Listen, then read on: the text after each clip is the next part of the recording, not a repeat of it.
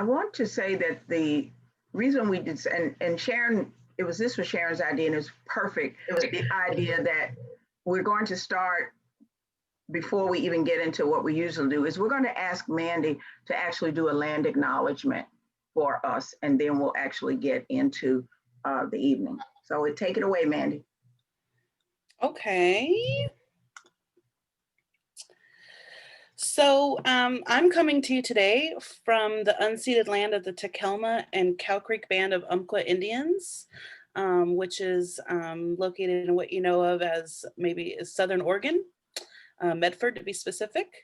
And I am inviting you all to join me in acknowledging the Takelma and Umpqua Indian community, as well as the Native communities whose lands you are also residing in your various places, and their elders, both past and present, as well as their future generations.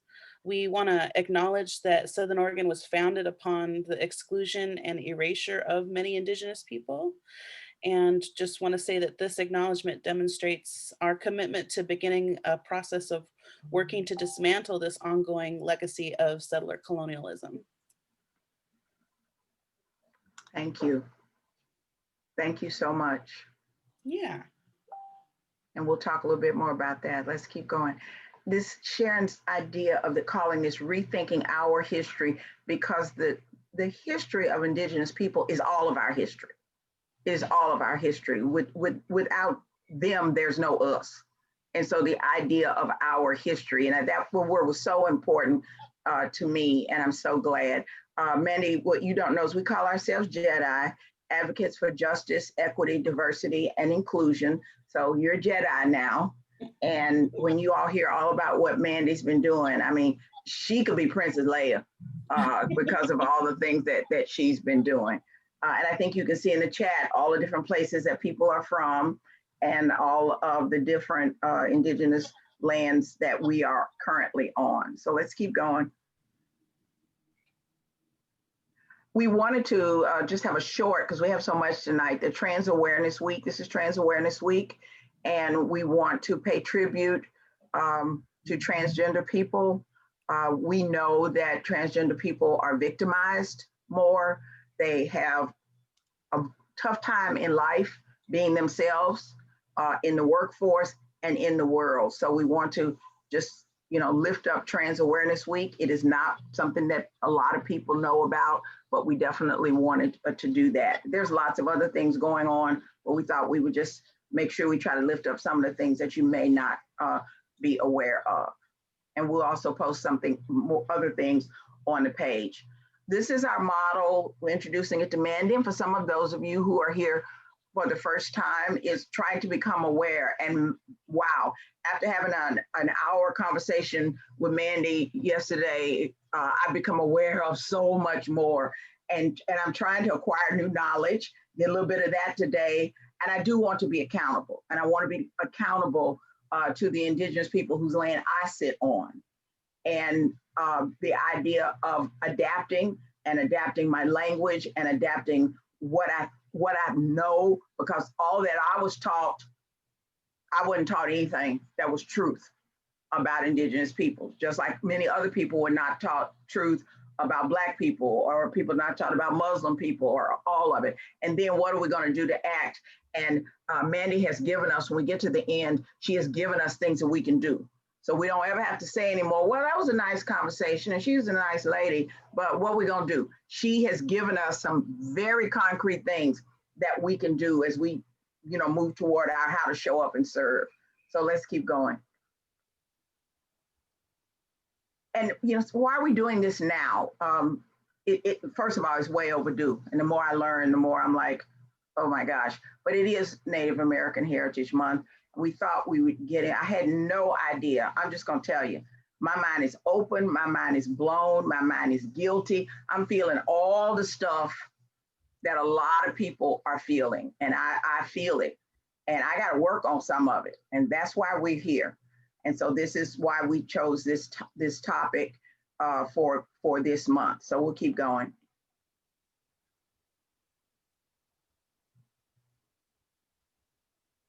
We want to share this with you.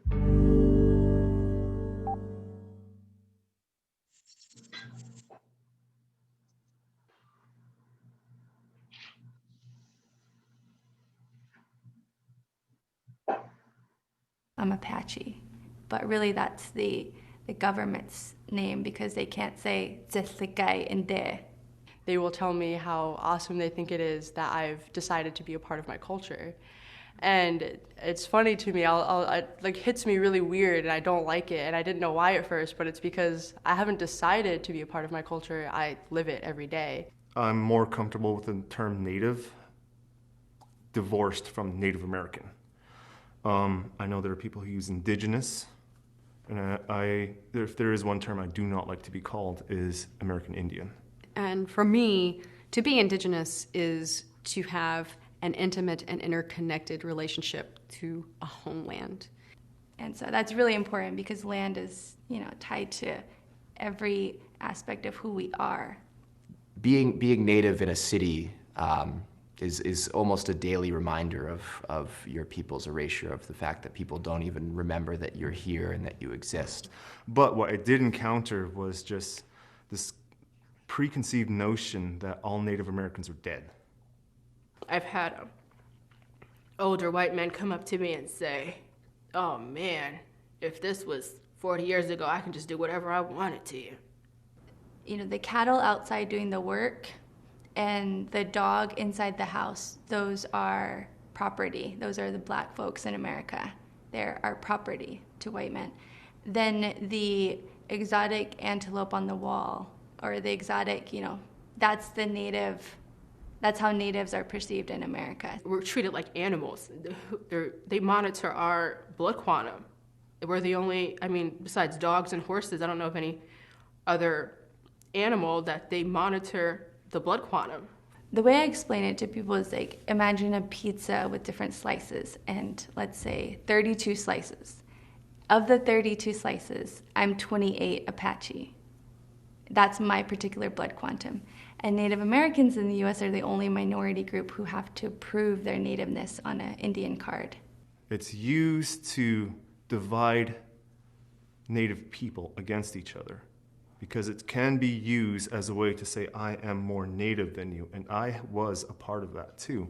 I used my 4/4 to kind of make myself feel better against other people. The one drop rule, meaning that, one drop of black blood makes you black, that was to keep as many people oppressed or, legitimize their oppression as possible. But on the other side, one drop of anything else completely dilutes you as a Native person. So if you're a Native person, you have a one drop of something else, then suddenly you're less Native. So it's the opposite. Traditionally, within Apache society, you go by the mother. And if the mother's recognized as Apache, she has her clan, the children are unquestionably Apache. Not in the American context, not when patriarchy trumps matriarchy. So what does that mean? My sisters are short 1/16 of a degree. What does that mean? Does it mean their pinkies aren't Apache? What does that mean? Being a mixed race person is a whole nother side of it, but that's a very common experience in our tribe. So it's not as if we're unusual in that way. What is unusual is the admixture of black. My grandfather actually doesn't want people, if he hears that somebody from the tribe is coming over, he won't come out of his room because he doesn't want them to know that he's that complexion that he doesn't want me to be affiliated with having African American blood, but I say it. It's not going to change anything. If it were up to the American government, natives wouldn't be around because after a certain time, that blood will dilute. It will go out. And so if there's no native peoples to provide benefits, then we're not obligated to meet these treaty rights. And if we're not obligated to meet these treaty contracts, then the land is available. The resources are available. And I think that essential point about our claim to sovereignty, our claim to land, our claim to a culture, our claim to resources is one that gets lost if we don't insist upon the fact that we are nations. and we have taken huge steps to decolonizing. And that proof comes from people being able to have the opportunities to speak their language, to be on their ancestral land. But the thing with decolonization is that it's an ongoing process, just like grieving, just like any loss. As much as possible now, I try to tell people that I have a Native American name, and maybe it doesn't mean anything to you, but it means everything to me. My name maybe doesn't have a romanticized Hollywood Indian name, but my name has more meaning than that. My name means that my family survived. My family survived disease. My family survived Catholicism. My family survived settler colonialism, and my family, they survived. I survived. My existence is resistance. Me saying my name is Skiam Tulks, that is resistance in and of itself.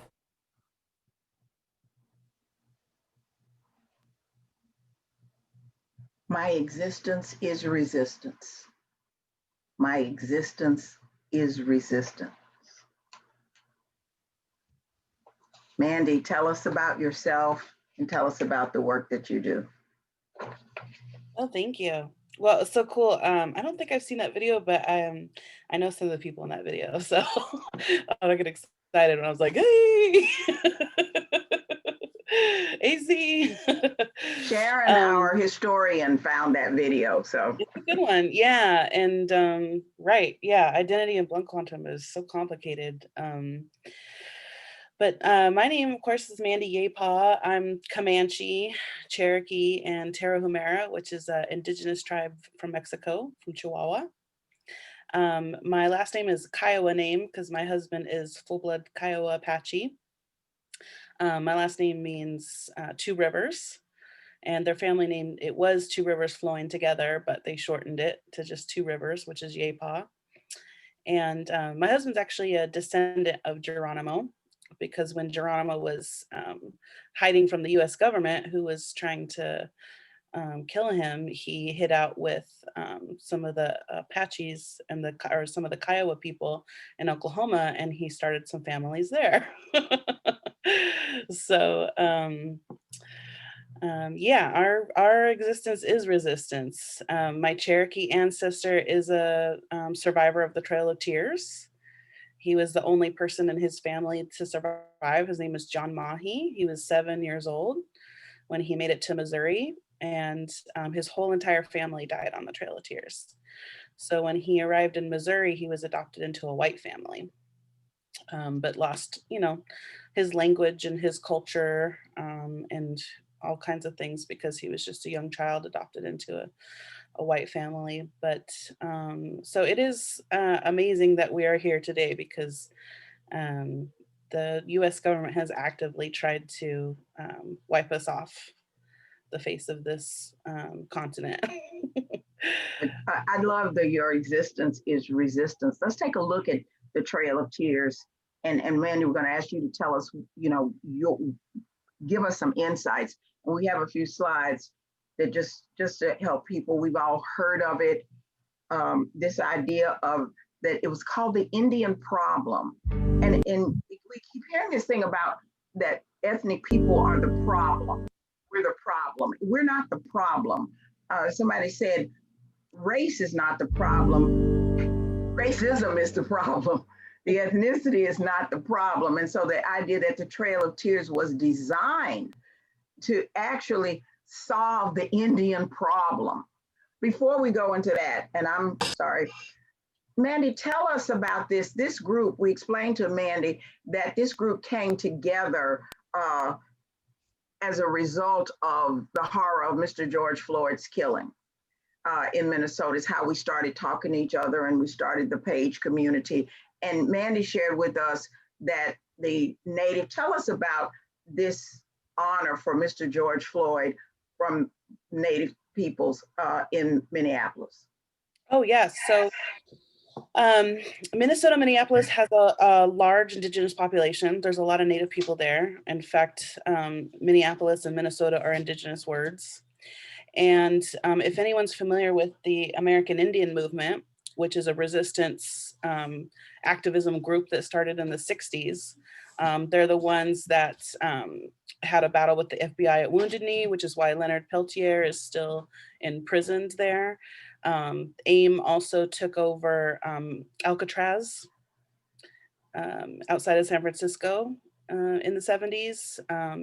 And AIM started, though, in Minneapolis, Minnesota, as a response to police brutality. Give us what AIM is. American Indian Movement. Okay.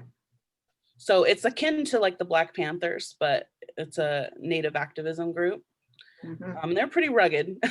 Like I say, they took over Alcatraz Island. They took over a prison because there's actually a clause that says if there's any federal land that's not being used, it can be used for Native people can have it. And so when they decommissioned Alcatraz prison, it fell into that group. So AIM took it over. But AIM started in the 60s, like I say, as a response to police brutality in Minneapolis, Minnesota. And that was in like 1964, I want to say. So that's how long the Minneapolis police have been out of control, right, against people of color. And honestly, like it's not any kind of surprise what happened to George Floyd, right, for the Native community, because this has been happening to us for a very long time. But it's just also like upsetting that it's just continued to go on and feels like no progress has been made, right? And so over the summer, it was actually kind of right around the corner from where he was murdered, is a whole row of Indigenous businesses. And so the Native community really came together in Minneapolis to try to bring healing. And the video here is of the Native community doing a jingle dress dance at the site where George Floyd was murdered. And what I was telling y'all when we talked yesterday was this jingle dress dance, which some of you may have seen before online or on TV. This is actually like a relatively new dance for Native American people. You know, a lot of our traditions go back tens of thousands of years, but this one is new and was just created in the 1920s with the Spanish flu, which was a pandemic that the states had to deal with, right? And this is a healing dance. So the sound of the jingle dress and the sound of the jingles when the women dance is a healing sound. And it came to a Native medicine man, and he made the dress for his daughter, and she started jingle dress dancing, and that's where it started, from the Ojibwe people, which there's a lot of Ojibwe people in this area too. So this is a healing dance that was born out of pandemic and that is used today to bring healing. And this was near the site of where Mr. Floyd was murdered, right? It's actually the site where he was murdered. The site, okay. Right in the street. Thank you. Let's take a look at it.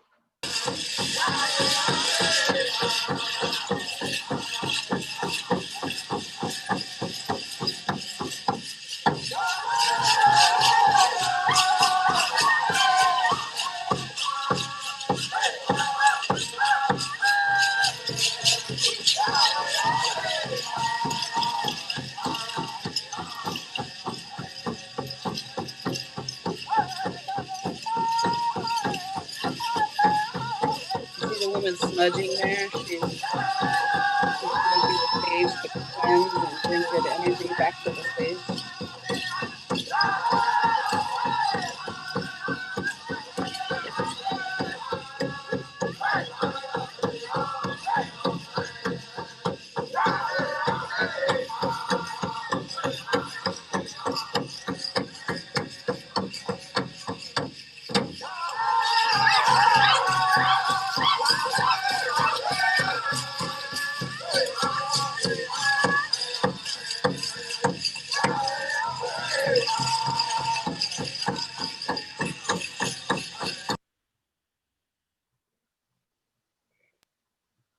It's very spiritual. A lot of times when you're dancing, like that, you can sort of start to feel a range of emotions, because you're actually, we believe that the people watching and the people standing by, you're kind of, you can take their feelings and emotions and the negative energy, and you're kind of dancing it off of them. You're able to take it away from them and release it back into the earth where it goes, where it can be cleansed and processed.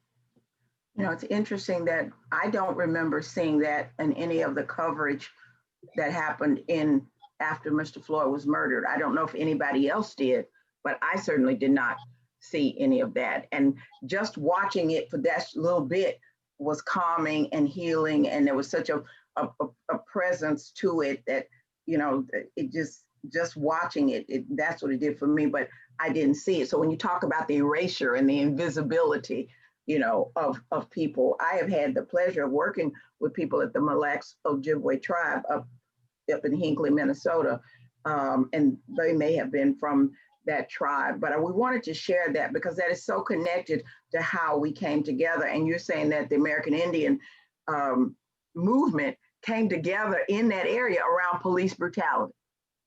Wow. They did, and AIM is still there. There's chapters all over the United States. There's a really strong chapter there in Minnesota. And when all the protests were happening, and right after, you know, in the city, right after George Floyd was murdered, they went on patrols protecting neighborhoods and making sure that nobody was, you know, looting or causing any trouble for a lot of the residential people around there too, because that's the role. And I'm talking about, you know, every night taking shifts, taking, you know, making watch. And I should speak a little bit about the organizations that I work for too, maybe. I work for two. One of them is IllumiNative, and that's a national Native-led organization. All the folks that work with us are Native. And our goal is to bring visibility to Native people, because before IllumiNative was formed, there was a big 2-year study where we kind of got the scale and scope of what our visibility was in American culture.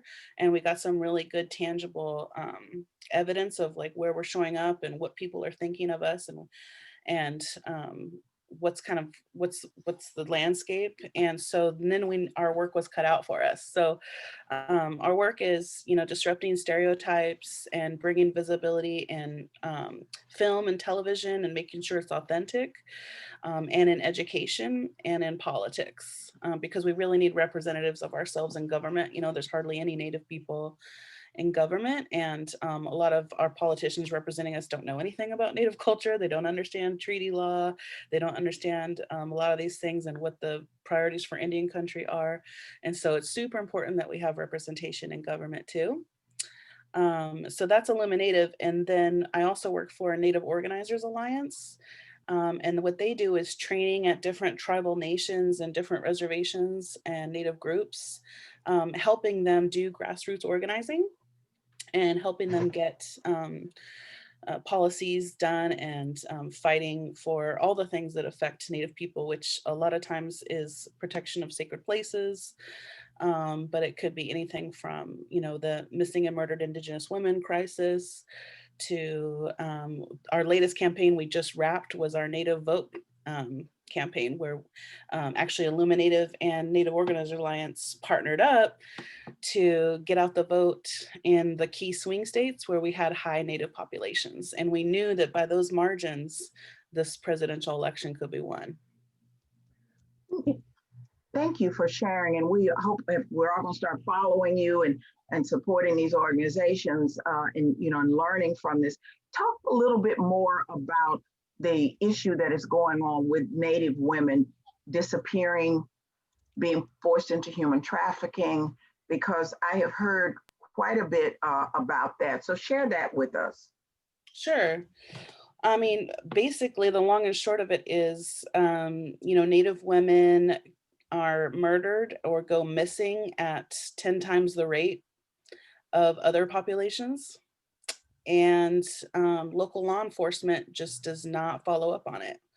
It's not something that they're concerned about. They don't solve these murders. They don't go looking for these women because of stigmas, negative stigma and stereotypes about, you know, drinking or drug use.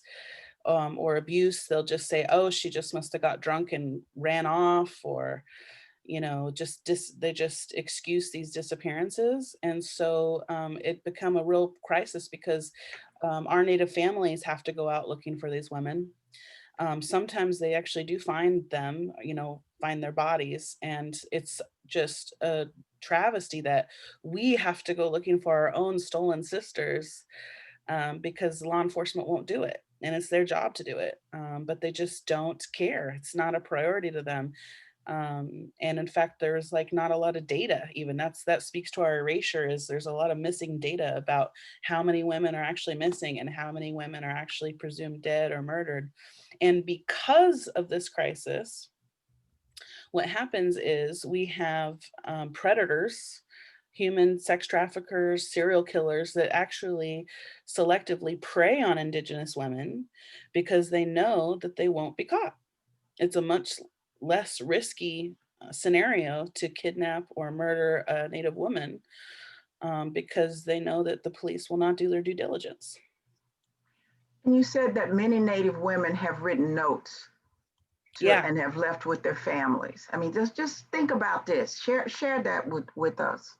Well, a lot of Native women have to make really bold statements about, if I ever go missing, know that I did not do it of my own will. I would never leave my children behind. I would never leave my house.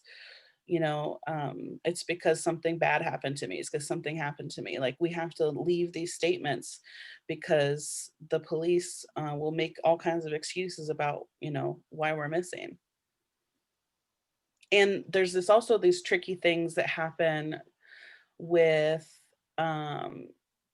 Indian law and local government, where, say, like these pipelines that are being built, a lot of them are being built across or close to Native lands and reservations. Though there's man camps, these are the construction workers building the pipelines. They can't, it's a big group of men. They can come on to a Native reservation and kidnap or take a Native woman, kill her, rape her, and they can't be prosecuted by tribal police.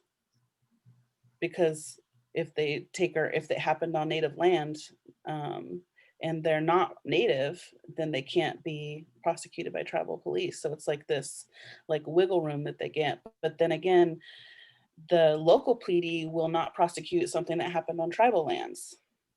So there's a lot of crime by non-Native men on Native lands that it's just in limbo. It can't be prosecuted. So there's that little thing that happens too. And the man camps are aware of that. So there's an increased amount of violence that happens because of that too. Well, I don't call it, to me, it doesn't feel like a little thing. Let's talk a little bit, let's go all the way back, and we are going to talk about the Trail of Tears, but let's talk about Thanksgiving. And most of us know what we were taught about Thanksgiving.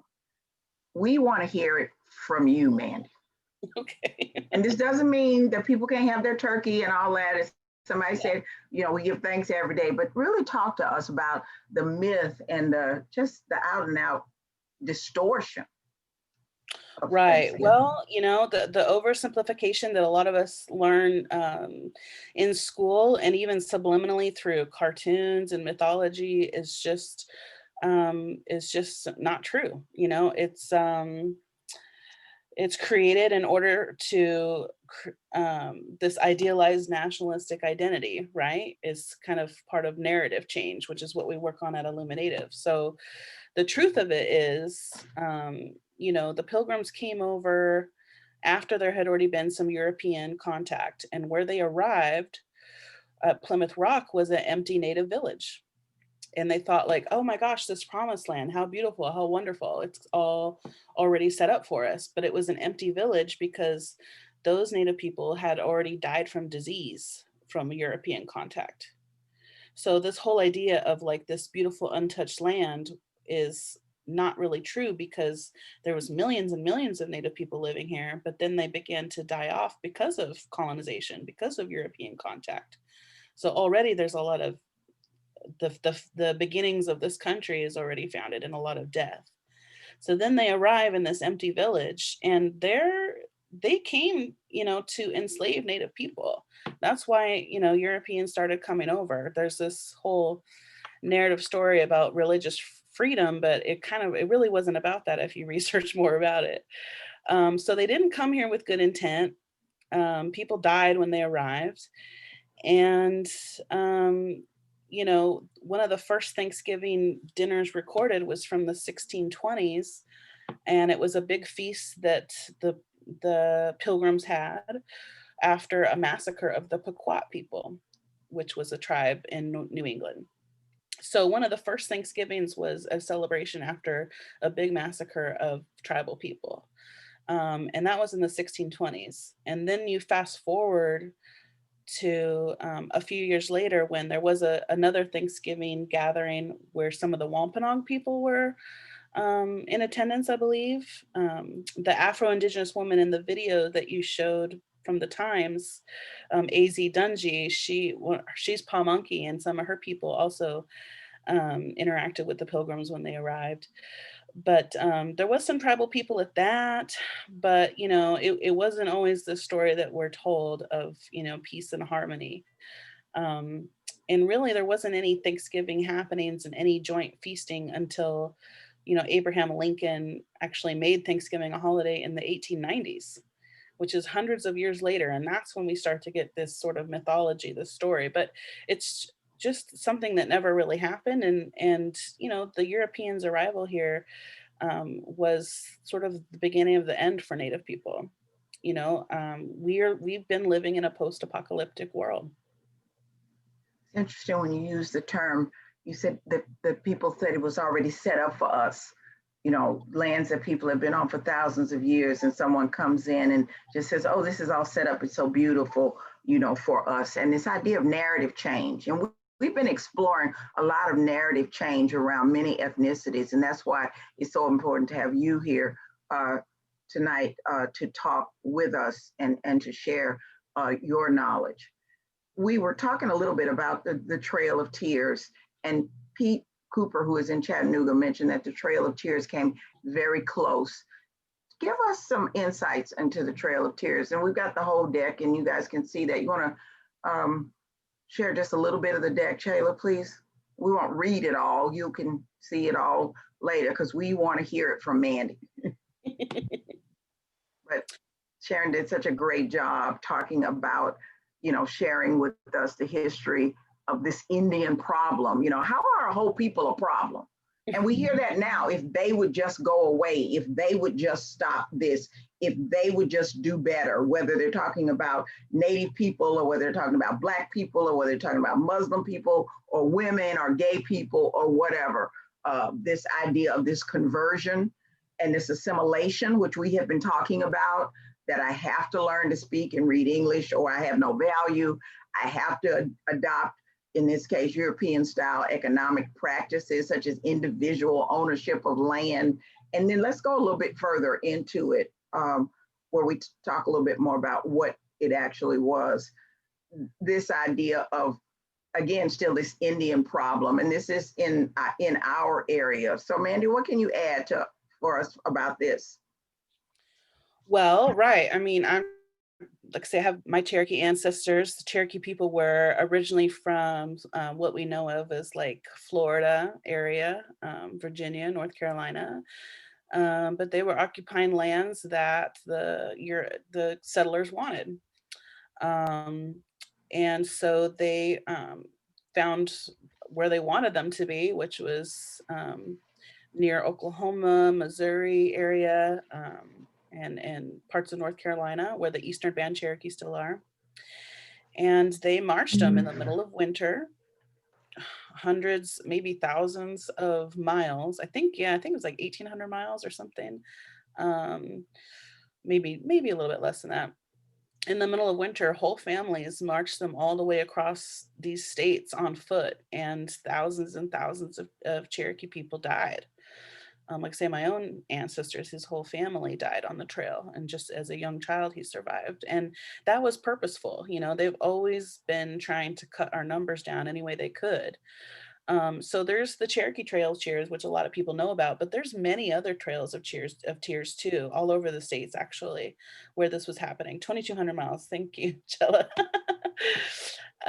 Even where I live in Southern Oregon, the Takelma and the Cow Creek folks that did live where I live now, they were marched 230 miles up to Siletz, which is northern Portland or northern Oregon.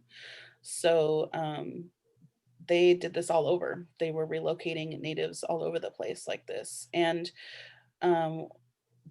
aside from how detrimental and deadly it was for grandmothers, newborn babies, to be traveling on foot like this for so long, is that as understanding, and also why we started with this land acknowledgement at the beginning, is that our connection to the land is central to our cultural identity.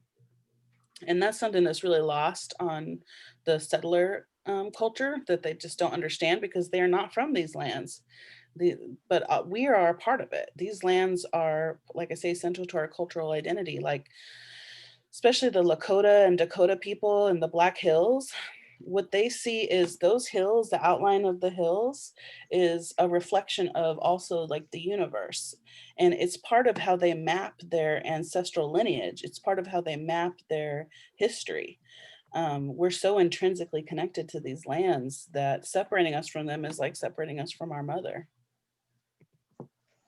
When we take a look at, thank you, and the idea that there are more than one trail of tears, it's not just one story, it's not just one experience. If we look at, let's look at slide 10.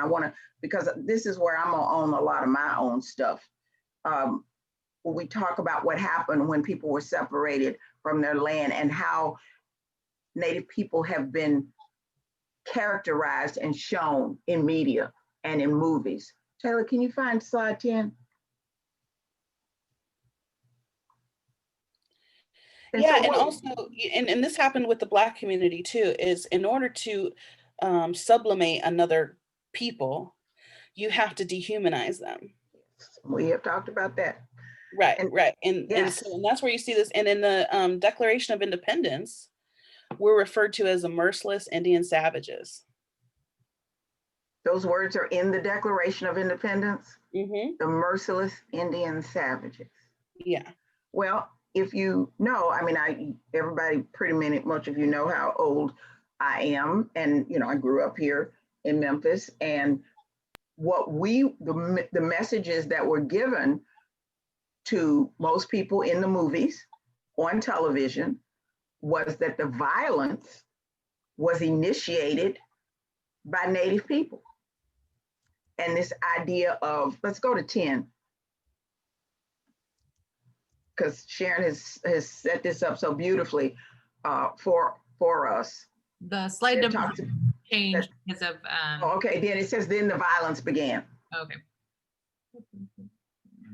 This idea about the violence began, and most of us were taught that it was the natives who were violent and slaughtering people. And I can remember, and it talks about land was wanted, livestock was stolen, looting houses and towns, mass murder, squatting, not by Native people, but by the whites.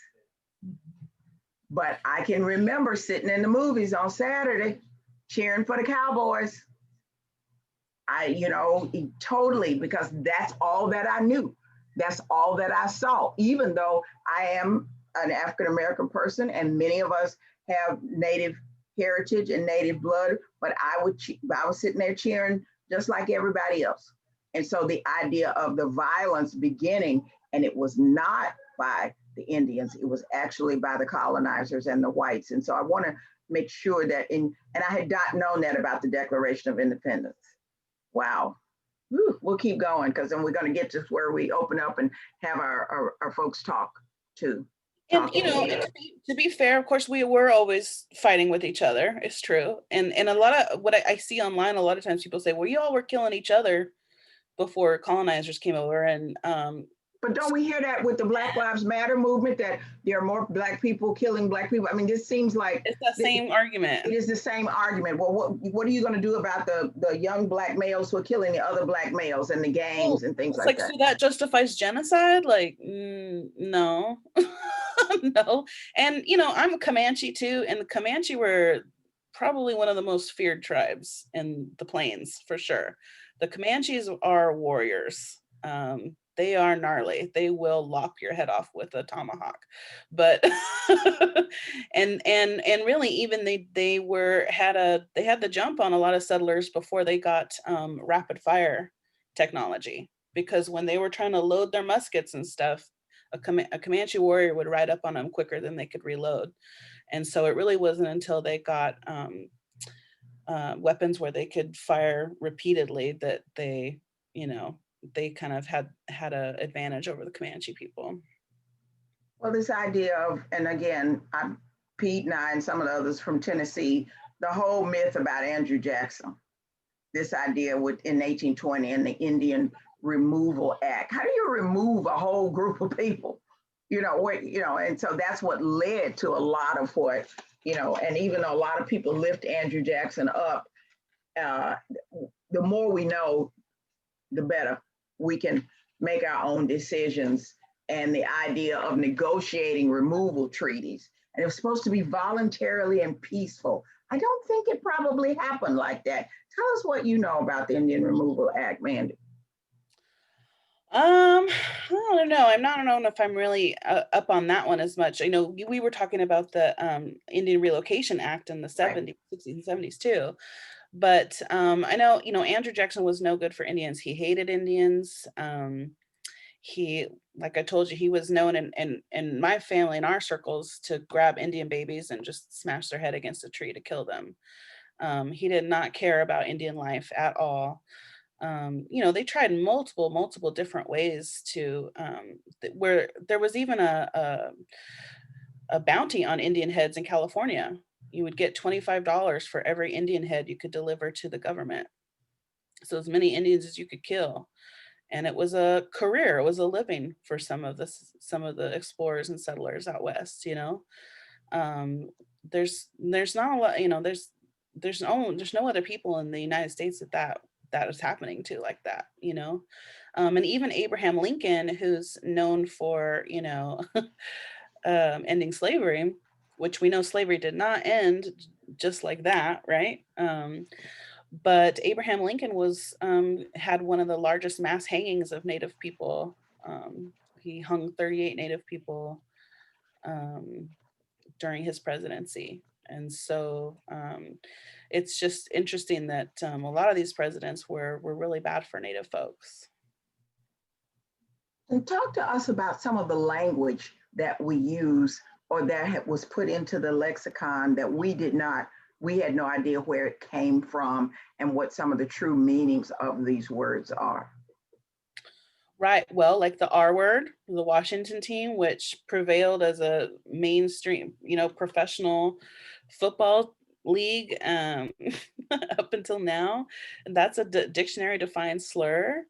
The origins. So the R word for Native is like the N word for African American people. Okay. Yep. Yeah. It's a slur, and it was defined as the roots of it came from those bounties that were placed on our heads and scalps that you could provide, that you could get money for. And the same with squaw, right? We talked about squaw. A lot of people probably heard that word, but they don't understand what it means. And what it is it's the patch of pubic hair off a woman's vulva.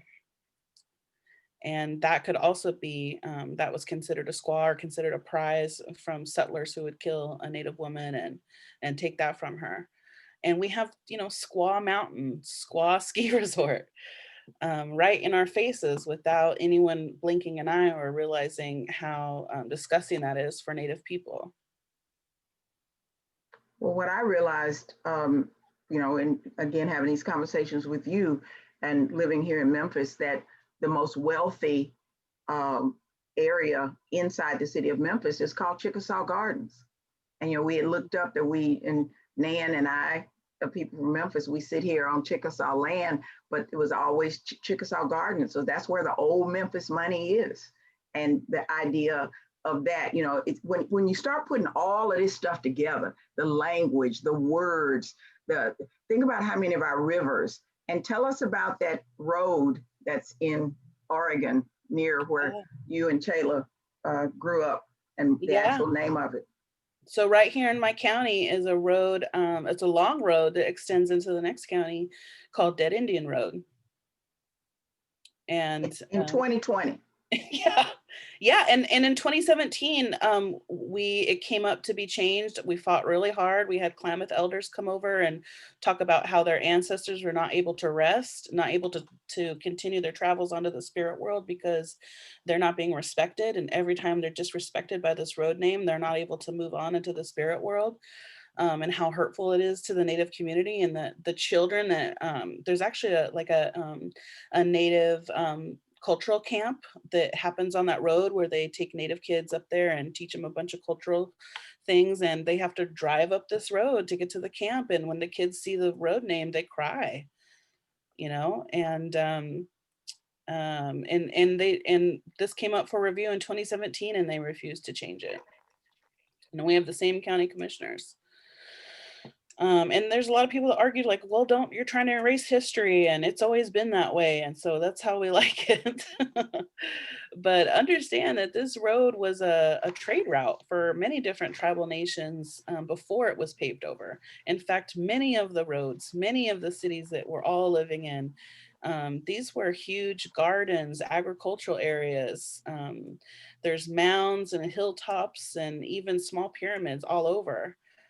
Yep, there's Dead Indian Road. And so, in the 90s, they slapped memorial onto it after one of my Native uncles cut down the street name with the street sign with the chainsaw. Then they slapped memorial on there. So that's supposed to make everybody feel better, right? Because now it is a memorial. Fixed to Dead it. Indians. Yeah, fixed It's it. very interesting when you talked about that the case that the folks made, the Native people made, was that the ancestors could not rest, that the ancestors could not take their rightful place into the spirit world. I have to appreciate your culture to care about that. Yeah, right. To me, I'm like, that's such a moving statement. How could you not? I feel horrible that they didn't change it, but I'm not sure if the city council people, and I would know them if I fell over them, they're not interested in how your ancestors rest or their spirits or, you know, the sense of calm and peace. That has. And they think they're actually honoring them by keeping this name, which does not have their names on it, does not have their tribes. We don't know who these dead Indians were that they found. We don't know how they died. You know, the white settler story is that they think they starved, but I'm like, we don't starve. Indian people don't starve. We don't starve in our own lands. Talk a lot about that when you were talking the other day about the juxtaposition between the Black experience and the Native experience about trying to make Native people slaves and what happened. Right. Well, they tried to make Native people slaves, but as when my uncle Dan says, we don't make good slaves because we could run away and we could survive out in our lands. We could get away and we're okay. We know how to get by, you know. And I think a lot of that people from Africa that were being brought over, they didn't have that, you know, they didn't have that ability. They're in foreign lands. They don't know how to survive. They don't have tribal people they know that can find it, can take them in. And so we kind of escaped slavery in a lot of ways. But of course, then we had zero value, right? So the challenge is to just wipe us out. And even the Umpqua people whose land I live on, I was finding out more about them, that when the settlers came through here and chased them out, they had to hide in the mountains for 50 years. They hid from settlers who were actively hunting them down and trying to kill them. Babies were being born, grandparents were passing on. They're living their everyday life for 50 years while people are actively hunting them and trying to kill them and chase them up in the mountains, away from the rivers and where they're used to fishing and where their ancestral lands are. And it took that long for them to be recognized as a federally recognized tribe. And now they have a casino and they're doing really well. But I just can't I just can't imagine for 50 years your family is running in the woods. Like, just living like that is just unimaginable. We talked about when you said when we had zero value, since Native people didn't make good slaves, if you will. So then that was when it's like, well, fine, we have no use for them, so we just need to get rid of them. And talk about the boarding school experience. There was so much about what was happening to Native children and how they were removed. Again, this is part of the whole assimilation process. Right, and this happened in the States and in Canada quite a bit. They have boarding schools all over where they would take the Native children. They take the children away from the parents. In fact, there's an old picture that's it's really sad. It shows a bunch of teepees posted up outside of a boarding school where the parents were just out there, just like living and waiting and hoping that they could somehow get their children back.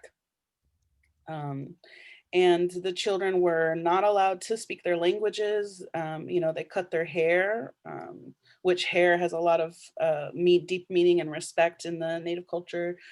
They weren't allowed to do any of their practices. And they assimilated them, you know, they tried to make them as Christian and English as they could. And when they didn't, they would beat them and they would kill them. There's a lot of mass graves outside of these boarding schools that they're digging up more and more of them even today, even now. If you Google it, they're finding these mass graves of these children when they're building, you know, they're putting in new sewer systems and pipelines in these old buildings, and they're finding all these kids' bones that were buried in secret. And a lot of boarding school survivors will tell you that they knew of kids that just, you know, disappeared or went away, or even that had to actively participate in burying some of these kids. And so it was a really bad situation for them. And even my own mother-in-law grew up in a boarding school. So she never learn how to have a family or be a part of a family or know what like the normal family structure is like, which kind of perpetuated its own trauma onto my husband, you know, who was raised in a kind of a wonky dysfunctional family because everyone came from boarding schools. And when in Sharon's research, she talked about the Carlisle Indian School, and there were like 150 or more of these schools all over the country. And again, talk about we didn't know this, you know, I didn't know these stories. And then again, the infections, tuberculosis, the flu, all this that killed, and nothing was done or said. And there's something in the chat that talks about, and Nan talks about genocide, and that this is how it happens, and that we look at today with what's happening with people being detained at the border. And it all starts to feel, I mean, that is why it was so important to have this conversation as we have been looking at the African-American experience. We've been looking at different experiences of different cultures and ethnicities. And it's like a playbook. It sounds terrible, but to me, it's starting to feel like a playbook. Yeah, and actually Hitler is known to have, he studied how the US government dealt with natives, and he used a lot of that in his processes for how he treated the Jews in the Holocaust. He studied that formula and what the United States did to Native Americans. And, you know, the boarding schools, what was I going to say? Yeah, they're not really talked about, but I was going to say something, but I lost it.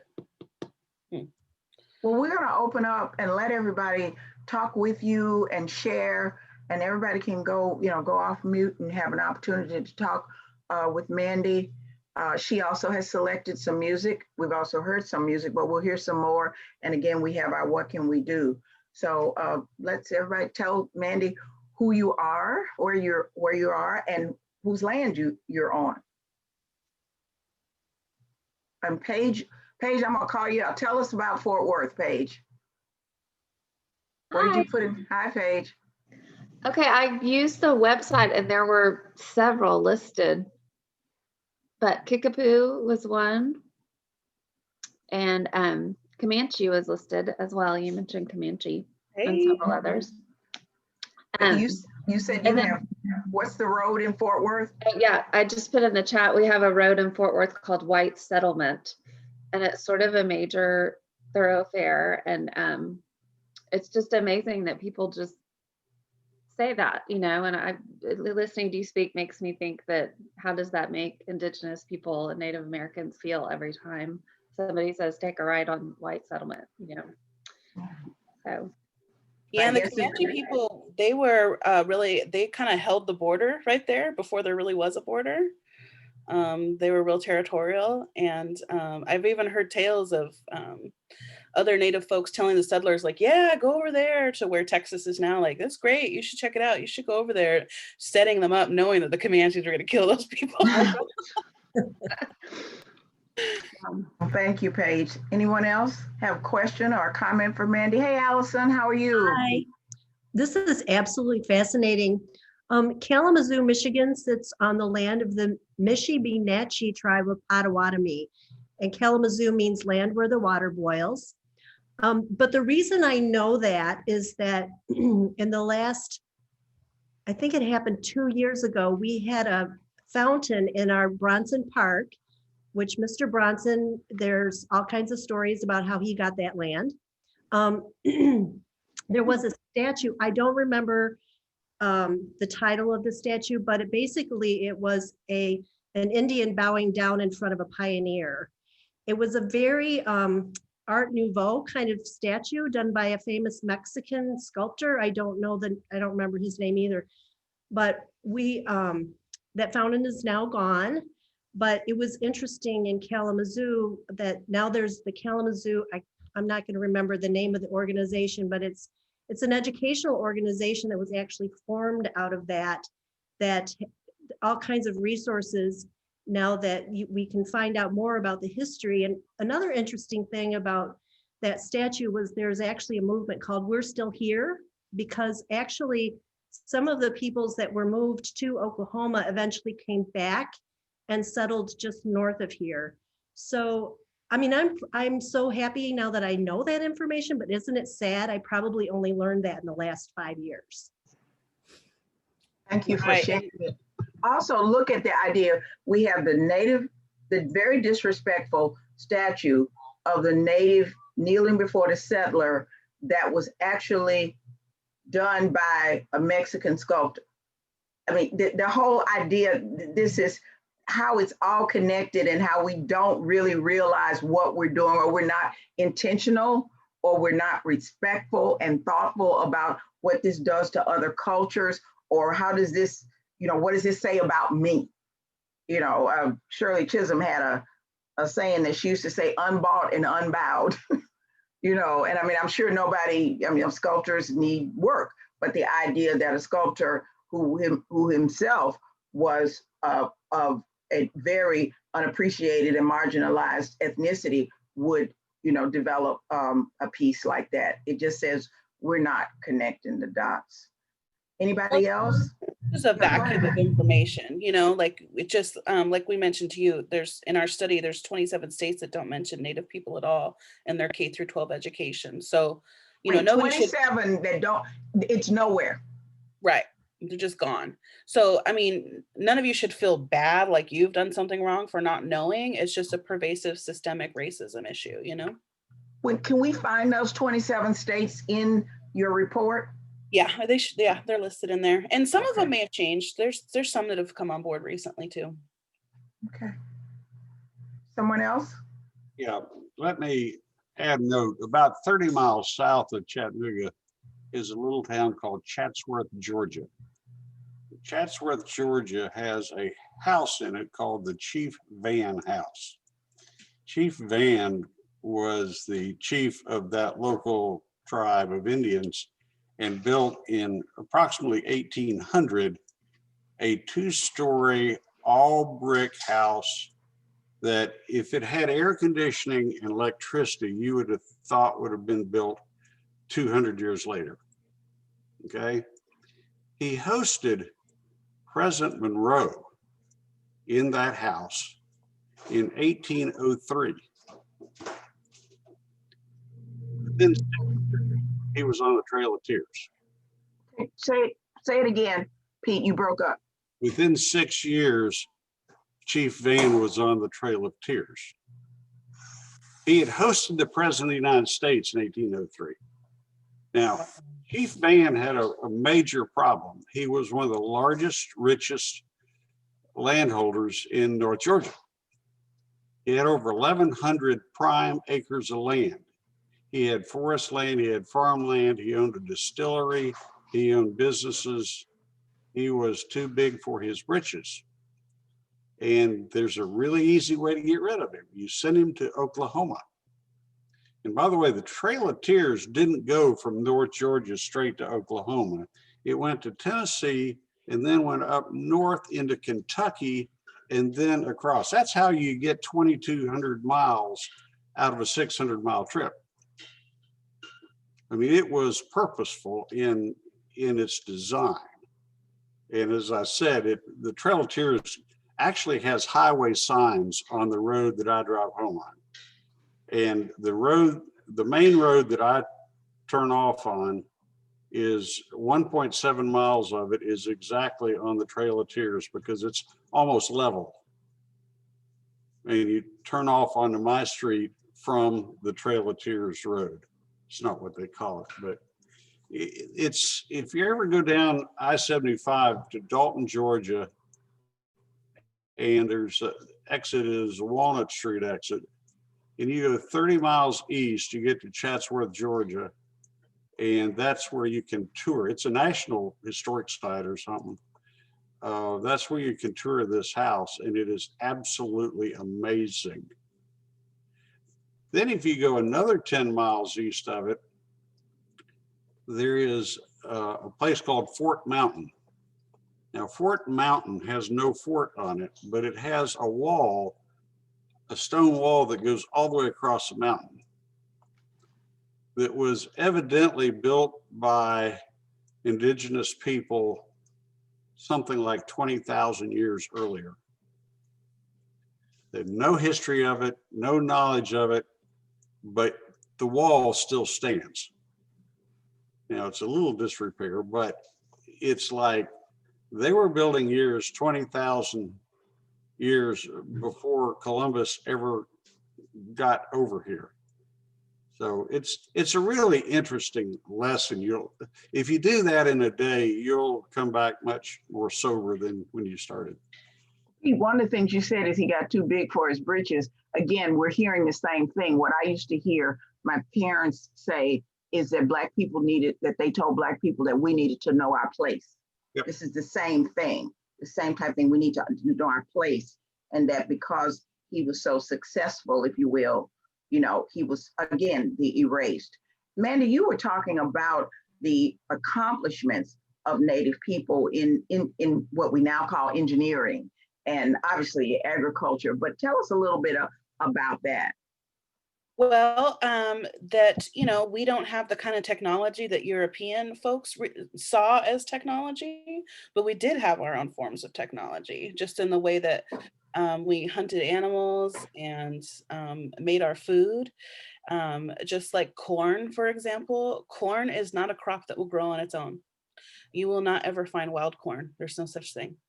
It can't grow. It has to be planted. It has to be farmed and manipulated by human beings.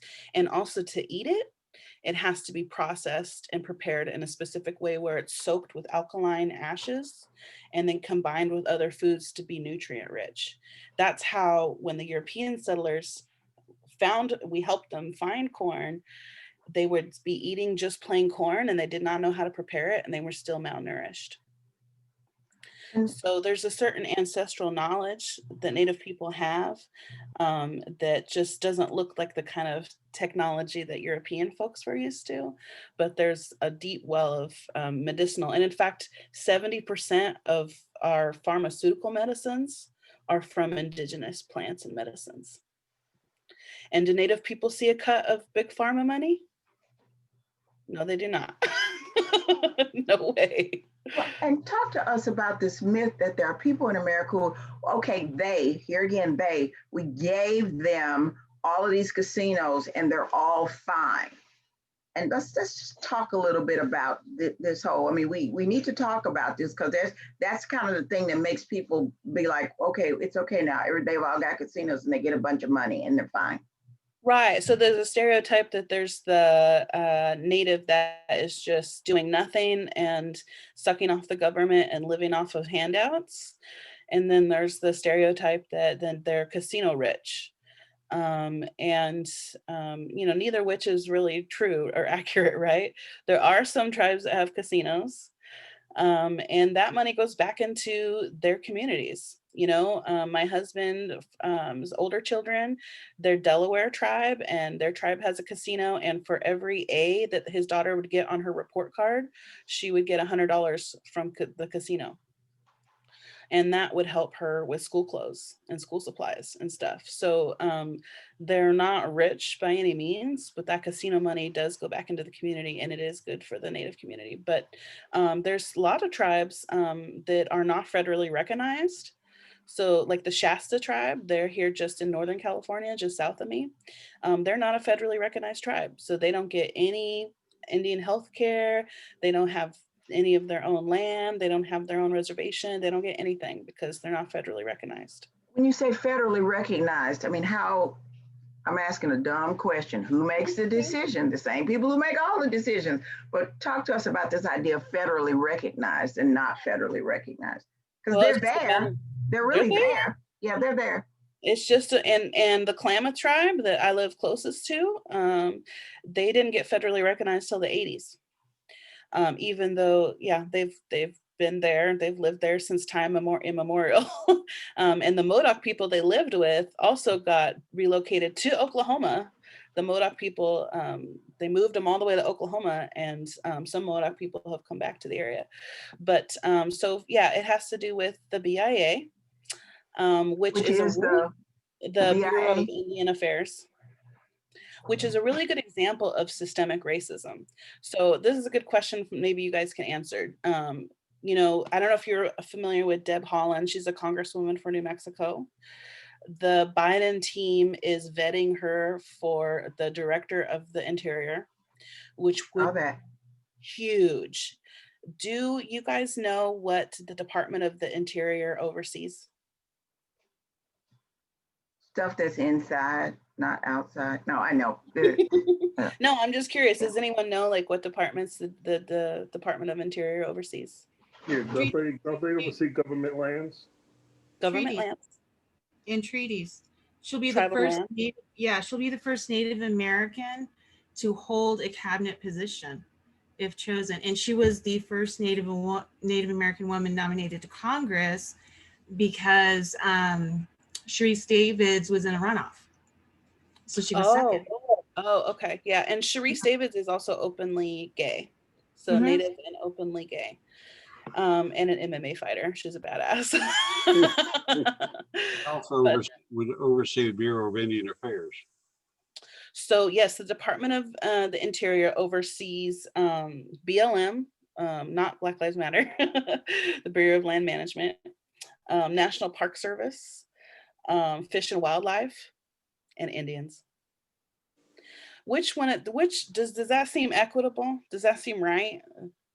That a department is overseeing basically what's considered American resources, and Indian people, human people are a part of that. Like that. And have no say so in how these things are overseen. Right. So you have human beings that are grouped in with livestock and national parks and lands.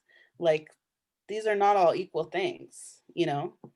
That's like a perfect example of how our government at its very core is systemically racist against Native people, because we're seen as a resource, as a property, as something that belonging to America. Anybody else have any comments? Yeah, I read about that, and I was going to put that in our what's going on. I'm so glad you brought it up, because we just wanted to have so much time with you. Anybody else? Yeah, wouldn't that be amazing? Yeah. Sarah, hi. Hi, I am tuning in from a small rural town in upstate New York, and I've been taking a deep dive. When we moved here, there's an Indian as a mascot in our town, and so I'm part of a group that is trying to get the Indian retired. Is it a school? And we are. Is it a school or what? It's a school, yeah. So I'm just completely immersed. It's been nothing. The only thing I remember about learning about Native folks in elementary school is that they put a fish in with the corn, and that's how the corn grew. Like that's the only lesson I think I remember, that you know, that's what they showed the white folks how to grow corn with. So, you know, our community is resistant. They feel some ownership, which is just really crazy to me that, you know, they have a petition called Save the Indian. I'm embarrassed to even say it. Like, if you really want to save the Indians, send some money. Like they, you know, they're dying of COVID. Like, this is not your identity. But, you know, like they're trying to say, when they say save the Indian, they're talking about the mascot. They're not talking about real people. Yeah. Okay, And we're I just being wanted to led. Yeah. So we're being led by John Kane. I don't know if you know John Kane. He does a podcast. He's an alumni of this school. And there's another Native family in the community that sees no problem with the mascot, and they feel special. They've been given special treatment because of it. So it's this really complicated narrative. And I, you know, like, do you have any, like, we just keep, you know, so it's a very small group of progressive folks led by led by John, just trying to throw as much information as we can to our Board of Education and not worrying so much about the community buy-in at this point, because that's just a whole other, I mean, what is your feeling about that? And like, how do we engage in a way that's, yeah. So my team at IllumiNative, where we, at the beginning of this year, we decided that it was going to be our goal to get the Washington team to change their mascot. And then the COVID hit, and we thought, oh shoot, there goes our campaign. Like, we're dealing with a pandemic. Nobody cares about this. And then George Floyd got murdered. Yeah. And this whole racial reckoning happened. And all of a sudden, this mascot issue came back up. And so we hammered them, and we applied pressure to their funders. And we called out Nike, and we called out Pepsi, and because they were all making these racial equity statements. Right. And we told them, put your money where your mouth is. If you really believe in racial equity, you will not allow this sponsorship partnership relationship that you have with this team, this professional team that has this racial slur as a mascot. And so, so if you go to our illuminatives.org and change the name, we haven't updated it since they changed their name, but we have a toolkit, we have a lot of resources there. We have studies that show that 67% of Native Americans are offended by mascots, because a lot of times that's the argument, is that, well, we're honoring them, we're respecting them. Well, most Natives don't feel honored by that. And you know, you can't honor us against our will, right? Like, that's not how that works. And the truth is, what a lot of the studies found, and there's actually been multiple studies, about 15 studies in the last 20 years, is that it leads to natives who identify strongly with their culture. It lowers their self-esteem, and it can even increase suicidal ideation. And actually, in Native communities, suicide is a high statistic. It's something that does affect Native youth quite predominantly. And so, just using that argument of this, you know, we want our Native youth to show up and have high self-esteem and feel highly of themselves, and Native mascots don't do that. You know, Native mascots reduces us to subhuman idea, and it stereotypes us, and it's inaccurate, especially schools that have, you know, Indian savages, right? They as recently as 5 years ago would do a tomahawk chop at the football games, which was, I mean, like, my husband and I were like running for cover when that happened. Like, I was just like, how is this? So, you know, we've done a lot of research there. I appreciate that resource. Yeah, thank you. Yeah, so that's there. And honestly, it comes down to violence. I mean, my husband's talking about when he played football and they played against these teams that had Native mascots. Those games got really, really violent. They were really fighting with each other, you know, And so that's really what it's rooted in. And come down to it, like get involved with any like local Native community, and they will tell you they're not happy with these mascots, and they have been changing all summer. So our goal in taking down the NFL team was that we have there was approximately 900 schools across the United States that still have Native mascots. And our goal was that if we take down this big one, then the rest can fall. And it's just going to be kind of a slow progression of people like you doing grassroots efforts, grassroots organizing to stand up to these school boards and say, this is not respectful, this is not honoring Native culture, it's not authentic. You know, and and in those kind of sports situations, it's misappropriation of our culture too. And people pretending to be Indians when we were beaten and killed for not, and you know, made to not be Indians, right? Yeah. Mandy has shared this with us. And again, you'll get these are the things. Tell us about these things and why it's important for us to get involved. And we talked about being allies. And we've talked about being allies. So, you know, that's what an ally is for people who are not like us, and what can we do? So tell us about these 3 ways that we can actually get involved. Because we want to do something, we want to learn, but we also want to act. Great, because we need you. This is the thing. So, and Chella, I think, put in the chat the Reclaiming Native Truth study, which if you get a chance to look through that, it's really eye-opening. It shows how our invisibility directly affects policy and stereotyping and really violence against us because we're not seen and our voices are not heard. And that's where we can use you. That's what we really need is, you know, in Indian country, we are, for the most part, at a consensus as much as you can be with a few million people. And but we're kind of an echo chamber, right? And so we need our allies to amplify our efforts and to stand by with us and understand what the issues are. And that's really where you come in, is you know, connecting with your local Native communities and knowing who those people are and knowing who to bring in when these discussions come up. When you're trying to get a land acknowledgement done, when you're trying to, you know, ban a Native mascot, who can you call in and connect to? And we really need that amplification of our voice. We need folks to hand over the microphone to us because we can't speak for ourselves, but we need a seat at the table. So other ways that you can help too, there's these 3 main ones. So one of our partners that we work a lot with is called Indian Collective. Over the summer, they organized a protest at Mount Rushmore where Trump had his big 4th of July rally. I don't know if you remember seeing any of that. And many of them were arrested because the Black Hills and Mount Rushmore is treaty lands. On the books, the law of the land is that belongs to Native people, and they're supposed to have full control over it. Of course, that's not enforced. And so when Trump came, the Lakota people said, we don't want you to be here. You have to have permission to be here, and you don't have our permission to be here. And they tried to keep him out, and they got arrested for really enforcing their own treaties that are on the books.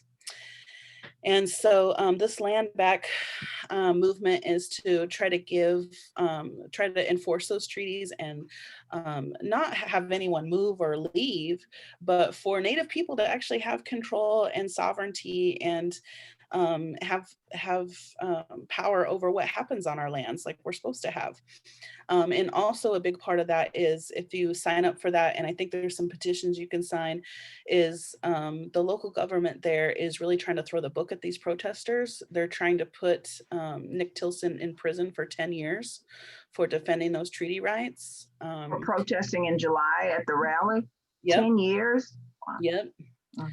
You know, I mean, you've seen, I don't know if you know, but there's been a lot of new laws come up, you know, saying that protesters are terrorists. Right. Oh yeah, we know. Yeah. Yeah, right. It's really true. So they're kind of in that lane. And so we really need to protect these treaty enforcers and protectors and try to make sure that that doesn't happen to him, because he's a family man, you know, and he's really just trying to advocate for his people.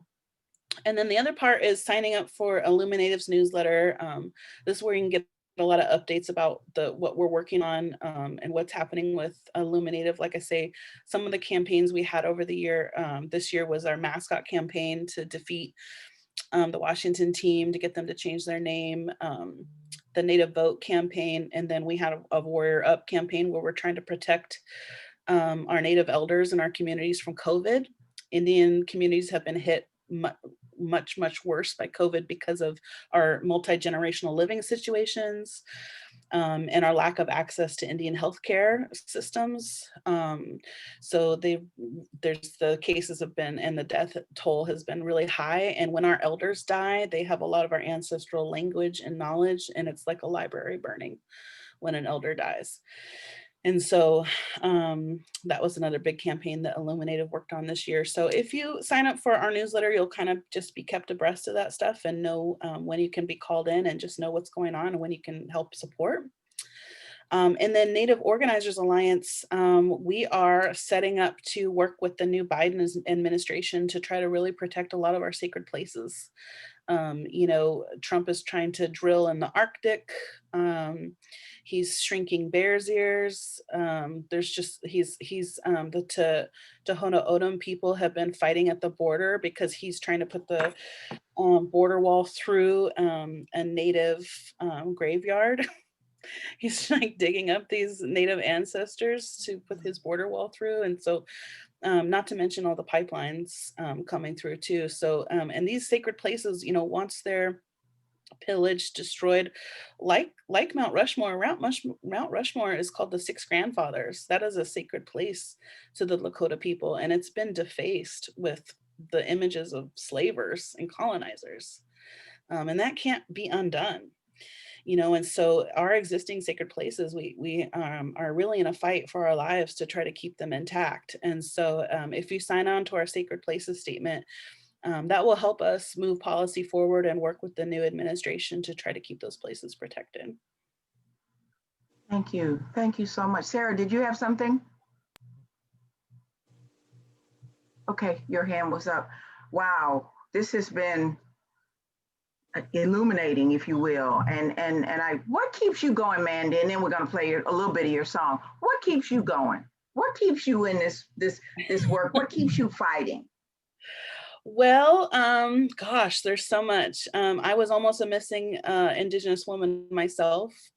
My father and my child broke into my house 2 years ago while I was sleeping and tried to kill me and abduct me. And he had plans to dump my body, but I fought him and I escaped. And so I feel like I'm here with a purpose. I'm here for a reason. Our people are so resilient. We're so strong. And of course, I have my little 5-year-old boy that I don't want him to grow up and see Dead Indian Road.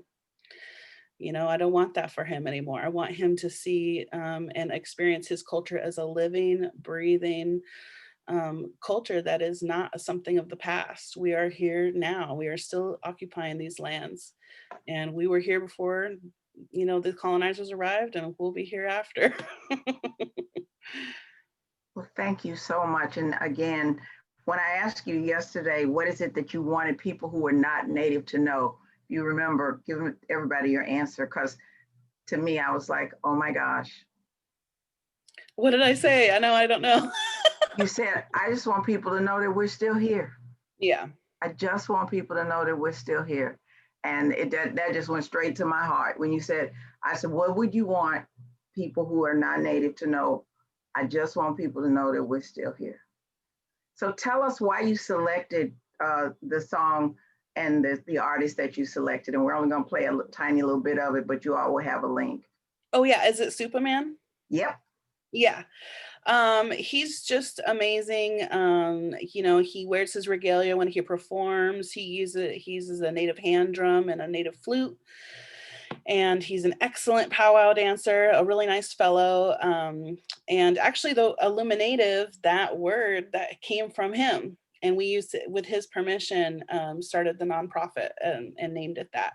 So he's just a really special person that's down for the cause. He's living a sober life now and is a family man, and his wife beads, and his wife made his whole regalia that he wears when he performs. So I thought he was like a really good example to show of some modern Native music.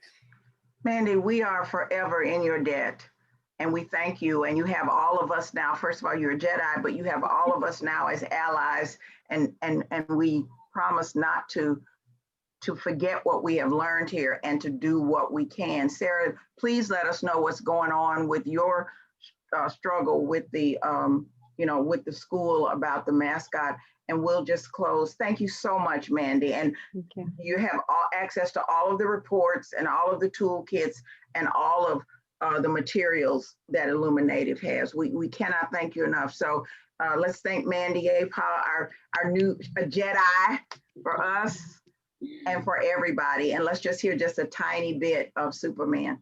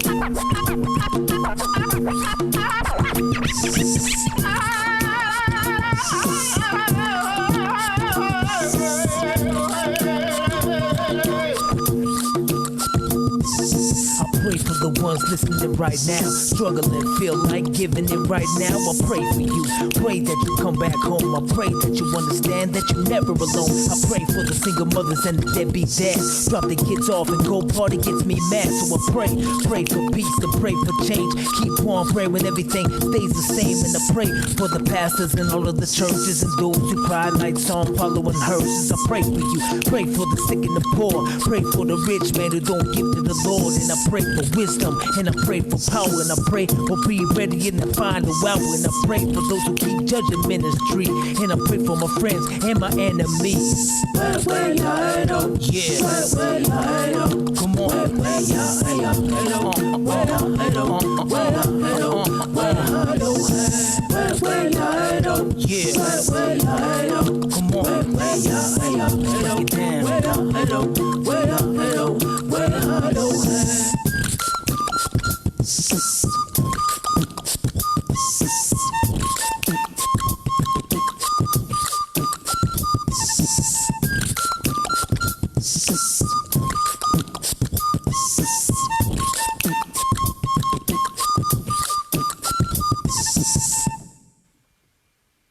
Can somebody help me up?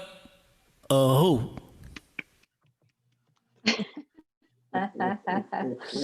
Thank you, Mandy. I noticed his USDA. I wonder, oh, there's Mandy's son. What's his name? Yep, because he probably grew up on government commods, like a lot of. Yeah, but I thought that was interesting. Thank you all so much. We say lead on. We are going to, sign on and take a look at many of the things that you are promoting, and we hope that we get that cabinet member. And you notice I say we, not you. We. I hope we get that cabinet member. We get that cabinet member.